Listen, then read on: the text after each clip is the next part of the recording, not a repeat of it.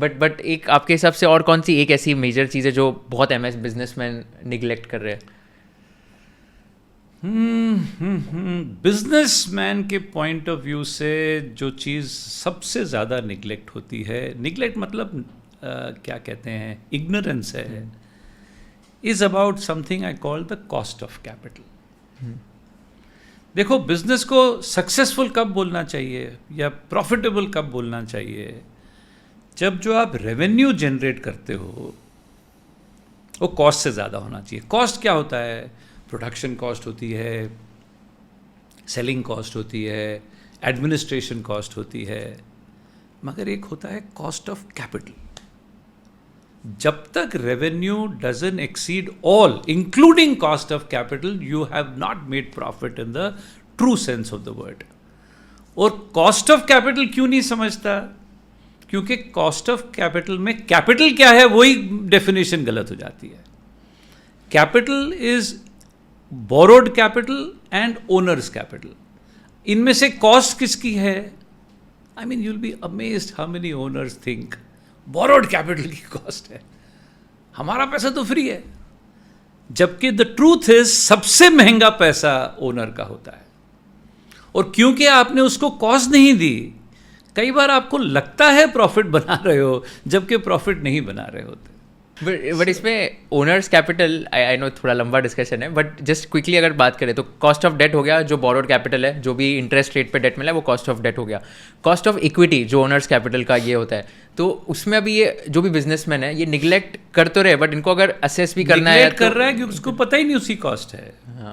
I mean I know so many business people, नवा business start करना है, project start करना है, उसकी कैश फ्लो प्रोजेक्शंस बनाएंगे, फिर प्रोजेक्शन स्टडी करेंगे, यार can we afford to borrow, and they look at the projection and say यार ये बिजनेस बोरोड कैपिटल को अफोर्ड नहीं कर सकता, तो क्या करेंगे? अपना पैसा डाल देंगे.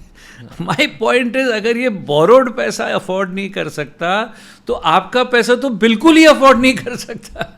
How can you do that? Right.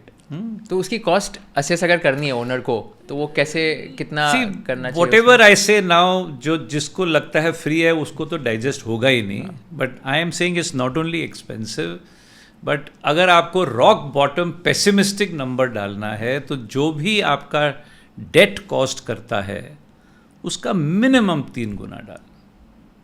Frankly I would put more, but शुरू करने के लिए कि ये नंबर पैलेटेबल हो जाए तो एटलीस्ट 3 टाइम्स. तो अगर कॉस्ट ऑफ डेट 8-9% है तो आप बोल रहे हो 27% will be the cost of equity.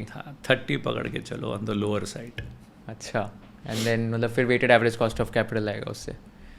Ben का नाम सुना होगा, बड़ी फेमस कंपनी है अमेरिका की. बेन एंड कंपनी की रिसर्च ने बताया है अमेरिका में 9 out of 10 businesses fail to recover even the cost of capital. 9 out of 10.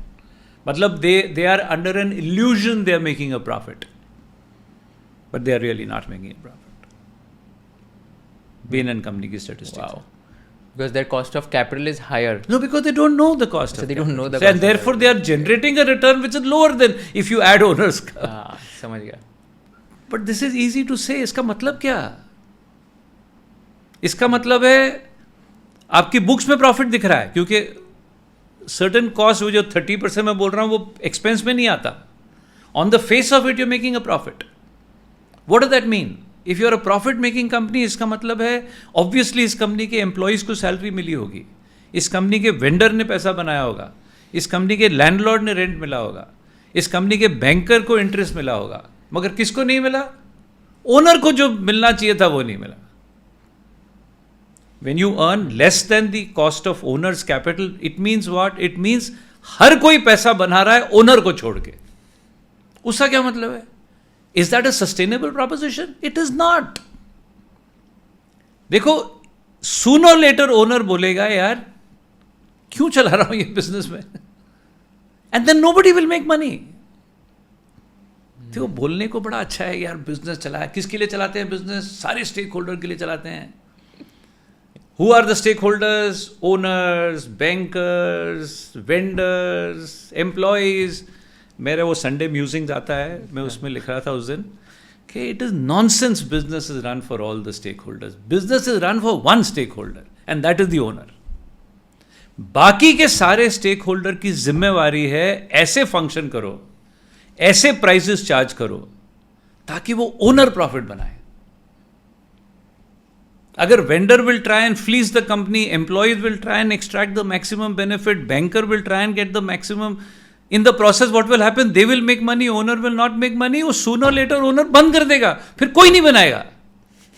Everybody has to make sure owner makes money. That is a sustainable model. If you learned something new from this video, do share it with your friends and subscribe to this channel so that we can bring you the best content possible. Also, if you want to watch this entire episode, click on the link in the description box and you can go to Kushal Lodha YouTube channel and watch the entire podcast episode. Thank you so much for watching this and have an amazing day.